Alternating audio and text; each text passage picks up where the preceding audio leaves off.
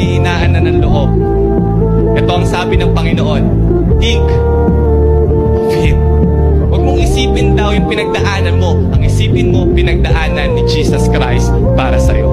Kasi kapag ang focus mo, lagi ang pinagdadaanan mo, hindi mo makikita yung strength na meron ka kay Jesus Christ. I can do all things, not because of my strength. I can do all things because of Christ who strengthens me. Kaya kapag ako ay nanghihina, titingnan ko lang kung ano ang strength ni Jesus Christ. Kung si Jesus Christ, He could resurrect from the dead. That is also the strength that God has given me. If Jesus Christ could heal the sick, if Jesus Christ could withstand all that bleeding, yung pinagdadaanan ko na to, wala to sa pinagdaanan ni Jesus Christ. I have a strength that could conquer every fear, conquer every doubt. Therefore, I have a strength stronger than my problem.